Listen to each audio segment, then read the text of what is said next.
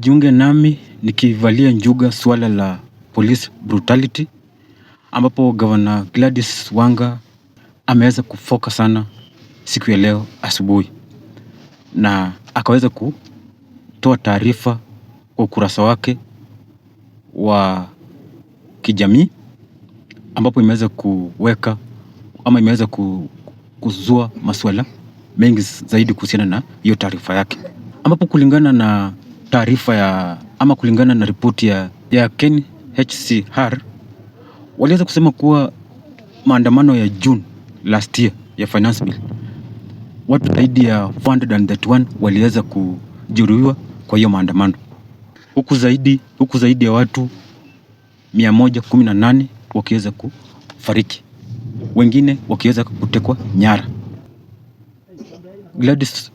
Gladys Wanga kwa taarifa yake, jinsi mnavyoona hapa, tungekuwa na time tungeisoma ama tungeenda through, but kwa kiduchu tu Gladys Wanga ameweza kukemea vikali mauaji ya kiholela na yenye yanaweza kuendelezwa na polisi wetu, na utekaji nyara ambao unaendelezwa na polisi ama watu wenye wanadaiwa ni polisi, na haya yote yanaweza kuendelea kwa hii uongozi haya yote yanaweza kuendelea kwa hii uongozi ya serikali ya Kenya Kwanza, huku rais amefumbia macho hayo maneno. So Gladys Wanga ameweza kusimama na kufoka zaidi kwa hii taarifa jinsi mnavyoiona pale. Pia kataka wahusika waweze kuchukuliwa hatua kali zaidi, kwa wahusika waweze kuchukuliwa hatua kali za kisheria. Pia akaweza kugusia swala la Albert Ojwang alipotolewa kule Kasipul akaletwa Nairobi, mwisho hapo wakakuja wakamuua ndani ya seli ya Central Police Station. Pia ameweza kuguzia hiyo, akaweza kuguzia Calvis Omondi ambapo aliweza kupatikana amekufa kwa seli ya Kasipul Bondo kule. Pia ameweza kuguzia Philip Okech kule Nairobi mwenye aliweza kupigwa risasi siku ya jana, ambapo anapigania maisha yake Kenyatta Hospital. Pia kuna mwingine anaitwa Gabriel Chacha mwenye aliweza kupatikana pia amejiua, kwa mujibu wa ripoti za polisi ati alijiua ndani ya seli, alijitia kitanzi kutumia longi yake kule Ringiti Island. Pia vile alikuwa fisherman. Pia vile akaweza kugusisia yule kijana mwenye aliweza kupigwa risasi jana, video zake zikicirculate kwa social media, yule kijana muuza maski mwenye aliweza kupigwa risasi Nairobi kule. So ameweza kutaja hayo majina yote na akaweza kushtumu hayo maneno, na especially mambo ya Albert Ojwang iliweza kuzua ghadhabu kwa Wakenya wengi, ambapo iliweza kufanya mpaka Wakenya wakaweza kuandaa maandamano kutokana na kifo cha Albert Ojwang, ambapo pia jana waliandaa maandamano. Tuliona vile polisi waliwarushia tear gas, wakaweza kuwapiga mpaka, kulingana na ripoti ya Kenyatta Hospital, watu 16 waliweza kufikishwa pale Kenyatta Hospital na majeraha mbalimbali. So ameweza kukondem hiyo maneno kabisa. Na Gladys Wanga akiweza kukondem hiyo maneno, pia tumeona huku pia UK Embassy wameweza kutoa taarifa na kuweza kusema kuwa uchunguzi uweze kufanyika, ili hao polisi wenye wanahusika kuweza kupiga waandamanaji na kuteka nyara na utekaji nyara na mambo yenye imeendelea yote kuhusiana na polisi yaweze kuchunguzwa na wahusika waweze kuchukuliwa hatua. So hiyo ndio Gladys Wanga ameweza kuongea hayo leo siku ya asubuhi. But cha kushangaza, wakati alikuwa anatoa hiyo taarifa ilikaa tu hapo kidogo, na hiyo taarifa ukienda saizi kwa social media ya Gladys Wanga wameweza kudelete.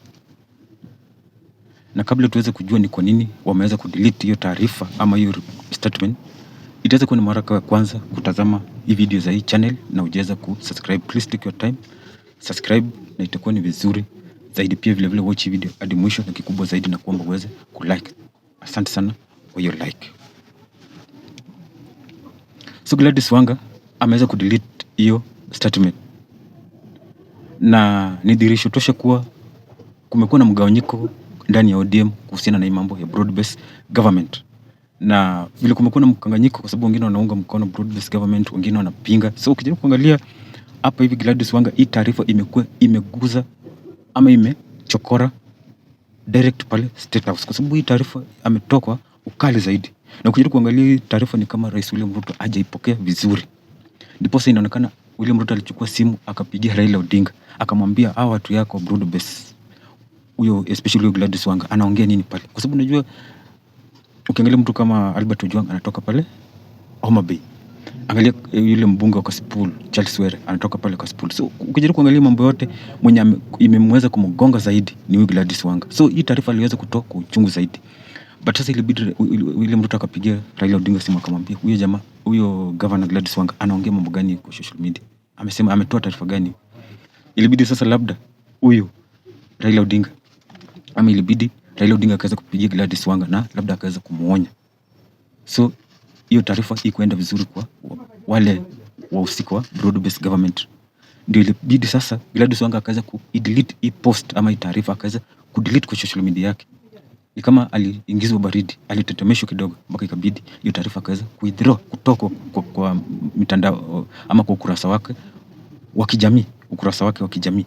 So ni kama alikuwa under pressure kwa hiyo taarifa, na ukiangalia taarifa ametoa vizuri kabisa, iko sawa kabisa, ameongea ukweli wa mambo, lakini sasa broad based government hawataki ukweli, ndipo sasa imeenda vile imeenda hivyo.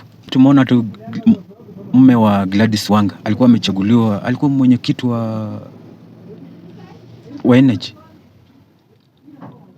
alikuwa amepewa chairperson wa kuwa mambo ya energy, sector energy hapo hivyo. Hiyo wakati tumeona Rais William Ruto siku ya leo ameweza kutoa gazette notice, akaweza kurevoke hiyo appointment. So kumaanisha saizi mume wa Gladys Wanga saizi ana kazi, wameweza kurevoke. Yani Rais William Ruto amegadhabishwa sana na matamshi ya Gladys Wanga, kwa sababu anaongea mambo gani kulingana na Rais William Ruto. Ndipo sasa imebidi akamfuta kazi, akamfurusha kabisa, yani hataki kusikia mambo ya Gladys Wanga. Na unajua Gladys Wanga ndiye alikuwa anapigia upato akue running mate wa Rais William Ruto 2027. Pia tumeona miradi mingi imeweza kupelekwa pale Homa Bay. Alafu Gladys Wanga anakuja anakasirisha Rais William Ruto, anaanza kumdunga kwa macho kuhusiana na police brutality. William Ruto amekasirika naye. Sasa Gladys Wanga cool temperature down, ikabidi aka delete, but tayari message ilikuwa ishafika nyumbani. Hata delete message imefika nyumbani, kumaanisha sasa pale kwa ODM kuna section yenye ni wao kusema tu pale ODM. Kuna wengine wataki wengine waseme chochote, wataki wengine wapinge mkate, ama wataki wengine waongelee mambo mkate ama minofu ikiwa kwa midomo yao, wataki kuongea minofu ikiwa kwa midomo zao. Ndipo sasa unaona sasa hii maandamano yenye Raila Odinga alikuwa anafikirianga tu yeye ndio atakuwa kiongoza maandamano hii muda wote.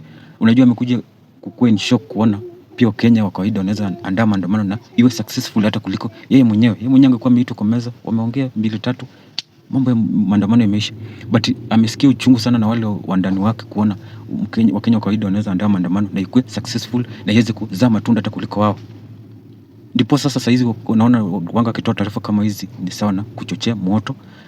Ndipo sasa hii maandamano kama itazidi, unaona sasa watakuwa hakuna mtu wa kuita kwa meza tena, meaning broad based government itakuwa mashakani, kwa sababu tangu kifo ya Albert Ojwang iweze kutokea broad based government imekuwa mashakani.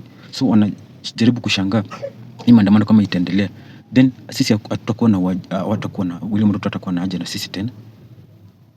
Sasa ndio unaona wanazuia kusuppress hii maandamano kabisa. Tumeona vile Gaucho anaandaa wale goons na kuweza kuvuruga hiyo maandamano kabisa. Yani wataki hii maandamano iende beyond, kwa sababu ikienda beyond then wao watakosa chakula yao.